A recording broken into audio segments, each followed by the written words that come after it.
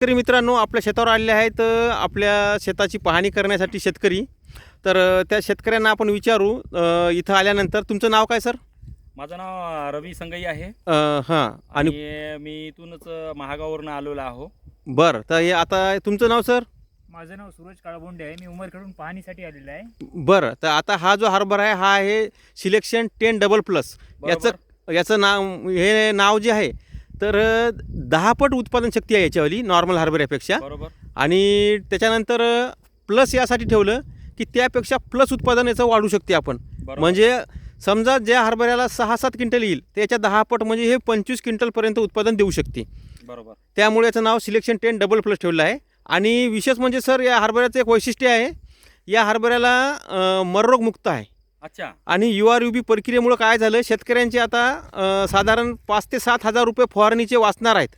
अच्छा. हां. आणि ही जी व्हरायटी आहे तर याला एका झाडाला साधारणतः या झाडाला कमीत कमी 1,500 ते 2,000 घाटी आहेत. नाही 100%च आहे, त्यामध्ये हां. काही वाद नाही. आणि फांद्याची संख्या भरगच्च आहे. बरोबर. आणि दुसरी गोष्ट म्हणजे URUB काय होते, यू म्हणजे उत्पादन शक्ती वाढवणे, रोगप्रतिकार शक्ती वाढवणे, उगवण शक्ती वाढवणे, बलवान बनवणे. बरोबर. म्हणजे उत्पादन शक्ती वाढते, रोगप्रतिकार शक्ती वाढते, उगवण शक्ती वाढते आणि बलवान बनते. तर URUB प्रक्रियेमुळे अशा प्रकारे फायदे होतात. त्यामुळं फवारणीमध्ये फक्त कीटकनाशक फवारायचं आहे आपल्याला. अच्छा. बाकी तुम्हाला बुरशीनाशक, टॉनिक, विद्राव्य खत 19-19 मायक्रोन्यूटन्स काहीच फवारायचं नाही. अच्छा. आणि खतामध्ये सुद्धा फक्त NPKचं प्रमाण म्हणजे 10-26-26 देऊ शकता आपण. 1 किंवा 2 वेळे देऊ शकता. तर अशा प्रकारची व्हरायटी आहे. आणि ह्या व्हरायटीचे प्लॉट जे आहे आपण 1.5 फुटावर घेतला यावर्षी, अच्छा. 2.5 फुटावर घेतला आणि हा 3 फुटाचा प्लॉट आहे. तर आता आपण वेगवेगळ्या प्लॉटला तुम्हाला आता आपण दाखवणार आहोत. तर आता मला एक सांगा तुम्ही, हा जो प्लॉट आहे तर हा 3 फूट अंतर आहे. तर या 3 फूट अंतर आता इथं पॅक झालेलं आहे. तुम्हाला वाटते का 3 फूट अंतर पॅक झालं म्हणजे इथं आहे म्हणून वाटते तरी का? ज्या प्रकारे आता विनोद मैन हे प्रगतिशील शेतकरी आहेत, त्यांच्या शेतामध्ये मी आलेलो आहो. इथं दरवर्षीप्रमाणे मी याही वर्षी आलेलो आहो. आणि त्यांनी आता जे तुम्हाला सांगितलेलं आहे त्या प्रकारे मी इथं हरभऱ्याची पाहणी करत आहे. त्यामध्ये कुठल्याही प्रकारची अशी तोडून फोडून माहिती सांगितलेली नाही आहे. मी प्रत्यक्षात डोळ्याने पाहत आहे. आणि ज्या प्रकारे त्यांनी सांगितलेलं आहे की दोन्ही वळीचं अंतर 3 फुटाचं आहे, त्या वळीच्या अंतरात 3 फुटावर तुम्ही बघू शकता या हरभऱ्याला किती लाग आहे. कारण आता हे आता प्रत्यक्षात मी जेव्हा मला त्यांनी सांगितलं त्यावेळेस मला भरोसा पटला नाही. परंतु मी ज्यावेळेस त्यांच्या शेतामध्ये आलो आणि त्यांच्या शेतामध्ये येऊन मी ज्यावेळेस बघत आहे तर त्यावेळेस खरोखरच अक्षरशः मी आश्चर्यचकित झालो. कारण हे एवढा लाग पाहून मी खरंच हैराण झालो. शेतकरी मित्रांनो, तुम्ही तुमच्या शेतामध्ये कुठल्याही प्रकारचं उत्पन्न घ्यायचं असलं, हरभऱ्याचं असो. आणि आता आपण आपलं चॅनलचं नाव बदललं, विनोद मैन ॲग्री पॅटर्न ठेवलं. कारण आपल्या ॲग्री पॅटर्ननुसार शेतकऱ्यांचं आपल्याला उत्पादन भरगच्च वाढवायचं आहे, जेणेकरून शेतकरी आत्महत्या यवतमाळ जिल्ह्यात काय कुठंच झाल्या नाही पाहिजे. बरोबर आहे. बरोबर आहे. तुमचा एक चांगला मानस आहे तो विनोद मैन पाटील. कारण कसं आहे, आजकाल कमी उत्पन्न झाल्याच्या नंतर शेतकरी सरळ आत्महत्याकडे वळत आहे दिवसेंदिवस. त्यांनी आत्महत्याकडे वळू नाही यासाठी तुमचा हे चांगला मानस आहे.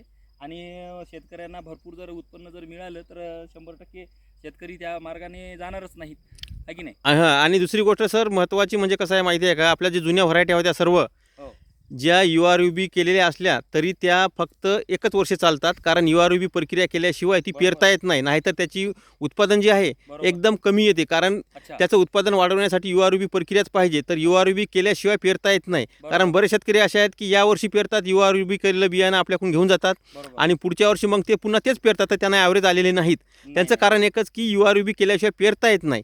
तर सर्वात महत्त्वाचं आपली व्हरायटी सिलेक्शन 10++ असो का जुनी 1-2 व्हरायट्या ते बंद केल्या आपण सर्व. फक्त आता हीच व्हरायटी आपली चालेल. शेतामध्ये तर URUB केल्याशिवाय ही पेरता येत नसते. अच्छा.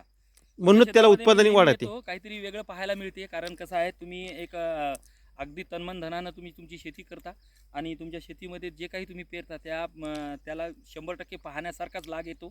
आणि आजही मी पाहायला आलो, मागच्या वर्षीही पाहायला आलो होतो. तुमची मागच्या वेळेस मी तूर पाहिलेली आहे. बरोबर. तुरीलाही भरपूर लाग होता आणि या हरभऱ्याला सुद्धा भरपूर लाग आहे. आणि विशेष म्हणजे सर, आपलं इथं काय केलं, पक्ष्यांनी आळ्या खाव्या म्हणून आपण आंतरपीक जे आहे तर आंतरपीक म्हणून आपण काय केलं, इथं केलेली आहे तुम्ही. कारण सूर्यफूल लावले आहे. तुमचा सुरक्षित राहण्यासाठी, हरभरा सुरक्षित राहण्यासाठी तुम्ही एक सूर्यफुलाची याच्यात हे घेतलेली आहे. सूर्यफूल त्यासाठी घेतलं, पक्षी त्याच्यावर थांबतात छोटे आणि आळ्या खातात. म्हणजे आपले फवारणीचे पैसे पण वाचतात आणि नैसर्गिक अळीचं नियंत्रण होते. आणि त्याच्यानंतर आता जे सूर्यफूल आपलं आलेलं होतं तर हे सूर्यफूल आपण घरी बिलकुल एक दाणाही नेला नाही.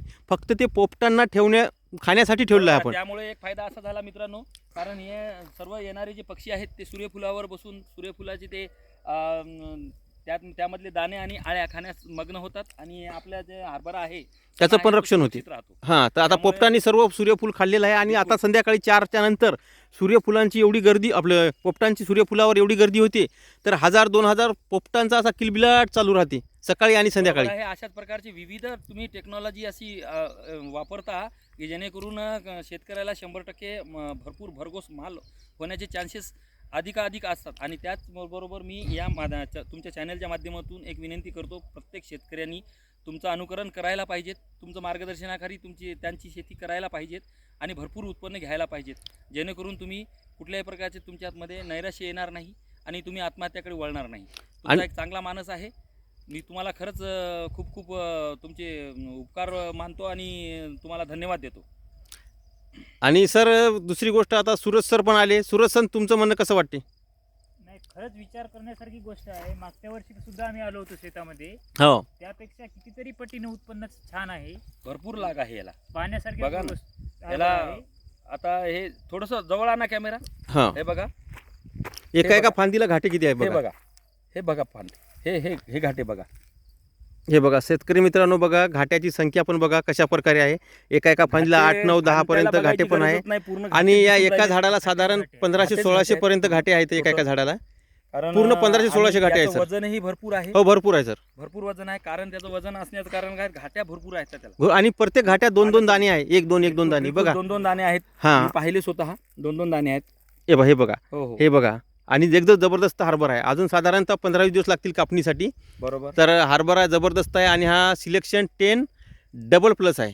आपल्या ज्या जुन्या व्हरायटी आहेत सिलेक्शन 1 डबल प्लस, 1044, व्हरायटी आहे ही. NVRD आणि प्रत्येक 48. शेतकऱ्यांनी या सिलेक्शन 10 डबल प्लसला 100% त्यांनी त्यांच्या शेतामध्ये याचा अवलंब केला पाहिजेत आणि भरपूर उत्पन्न घेतलं पाहिजे. आता आपल्याकडे 2 व्हरायटी आहेत. एक NVRD 48 आणि सिलेक्शन 10 डबल प्लस. अच्छा. ह्या दोनच व्हरायटी आपण ठेवल्या आहेत URUB प्रक्रियेसाठी. बरोबर. बाकी सर्व व्हरायटी आपण बंद केल्या आहेत. बरोबर. कारण त्या कुणाकडे असल्या तरी ते पेरू नये, कारण ते पेरल्या त्याला ॲव्हरेज येणार नाहीत. कारण आपण URUB केल्याशिवाय कोणाला देत नाही आणि नाहीतर बरोबर मग आहे. तशाला हे तसं बघा. पेरल्यास उत्पादन देत नाही. हे सुद्धा प्रगतिशील शेतकरी विनोद मैन आपल्याला सांगण्याचा प्रयत्न करत आहेत की कोणते नेमकं काय करायला पाहिजेत आणि काय पेरायला पाहिजेत नाही. तुम्ही त्यांचं म्हणणं असंच आहे की मी सांगितलेल्या कास्तकाराने माझ्या मार्गदर्शनाखाली शेती केलेल्या कास्तकाराला माल कुठल्याही प्रकारचा कमी पडता कामा नये, कमी होता कामा नये.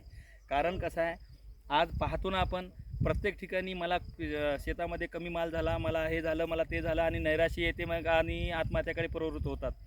हे तुमची मला बेस्ट आयडिया वाटली. शासनाने तुम्हाला पुरस्कृतच केलं पाहिजे या बाबतीत. कारण कसं आहे, धन्यवाद सरजी. शासन विविध स्तरावर शेतकऱ्याच्या आत्महत्या रोखण्यासाठी विविध प्रयत्न करत आहे आणि अशा प्रयत्नामध्ये तुमचा एक छोटासा खारीचा वाटा म्हणून हे एक प्रयत्न अतिशय चांगला आहे. कारण उत्पन्न झालं तर कर्जबाजारी होणार नाही शेतकरी आणि नैराश्यात आपलं जीवन संपवणार नाही, हे संपवण्याचा विचारसुद्धा करणार नाही. अतिशय बेस्ट आहे. धन्यवाद सर. बिलकुल.